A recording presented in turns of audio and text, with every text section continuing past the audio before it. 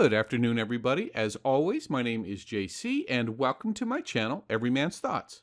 In today's video, I'm going to review the new Netflix Witcher movie, Nightmare of the Wolf. There will be no spoilers, so please feel free to watch safely. And with that, let's begin.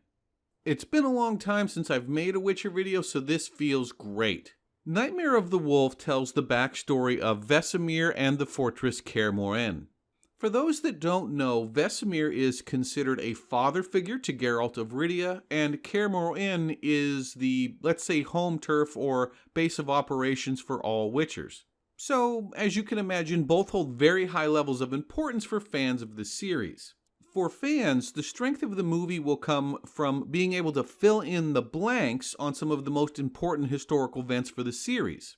For non-fans, that element's not going to be there, but I do think the movie is still worthwhile. By itself, the story is good enough, the animation is solid, and the action sequences are quite well done. There's a particular fight involving portals that was my favorite scene in the movie.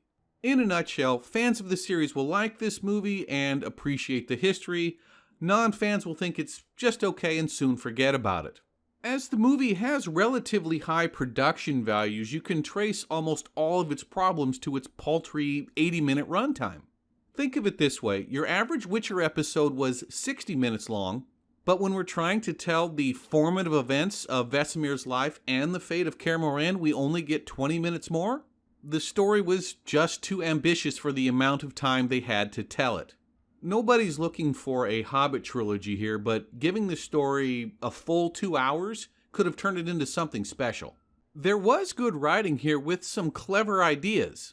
However, without time to properly develop the characters, the emotional triggers were non-impactful, and the simplistic linear storytelling made the twists predictable. In fact, for me, only one plot twist landed, and that was at the very end of the movie.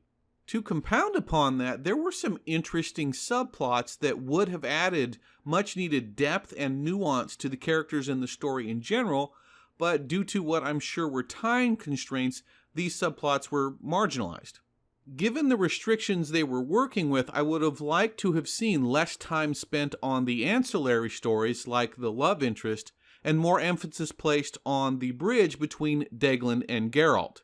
Something like the cavalier attitude that Deglan, the Witchers, and even a young Vesemir had towards ethics and making money, then transformed by the hard lessons Vesemir was forced to learn because of such attitudes, then made manifest by a new, more stoic or conservative value system he imparted upon Geralt. Anyway, to wrap this up, I enjoyed this movie, but I don't think it's good enough to stand on its own 2 feet, so to speak. For me, everything that felt important only did so because of how it related to the live-action series or Geralt in general, instead of being worthy on their own merits. This is going to limit the enjoyment of those not familiar with the history, but still a worthwhile watch. Well, that's it for me. Please remember, you never know what somebody else is going through, so please treat everyone you meet with kindness, and I will see you next time.